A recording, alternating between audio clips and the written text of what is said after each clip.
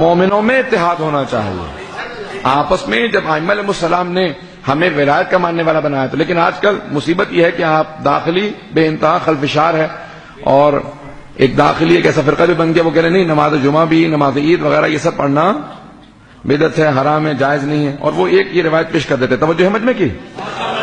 دیکھیں دین ہمیں اہل بیت سے لینا ہے. وہ یہ کہتے ہیں کہ بھی چوتھے امام سے کسی نے کہا مولا آپ جمعے میں نہیں آتے، تو آپ نے کہا جمعہ پڑھنے والوں پہ بھی لعنت، پڑھانے والوں پہ بھی لعنت. تو اس لیے نماز جمعہ، نماز عید بدعت ہے، حرام ہے، اس لیے ہم لوگ نہیں پڑھتے. اب وہ یہ پیش کر دیتے ہیں، لیکن یہ مکمل پیش کرنا ضروری ہے. جسے کہا جاتا ہے نا آؤٹ آف کانٹیکسٹ چیز مت لیجئے، امام کی پوری حدیث کو پیش کیجئے، پھر فیصلہ کر لینے دیں سننے والوں کو. تو امام سے کسی نے کہا مولا آپ جمعے میں نہیں آتے، امام نے کہا جمعہ مروان پڑھاتا. تو امام نے کہا جمعہ مروان پڑھاتا ہے مدینے کے اندر، اور وہ ممبر کے اس خطبے کے دوران، اپنے جمعے کے خطبے کے دوران میرے جد کی توہین کرتا.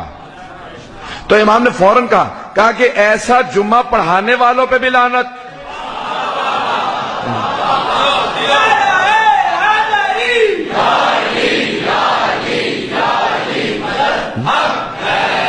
بات واضح ہو رہی ہے. تو امام نے کہا ایسا جمعہ پڑھانے والوں پہ بھی لعنت کہ جو ہمارے جد کی توہین کرتے ہیں، اور جو سن لیتے ہیں اور پھر بھی اس کے پیچھے نماز پڑھ لیتے ہیں، ان پہ بھی لعنت.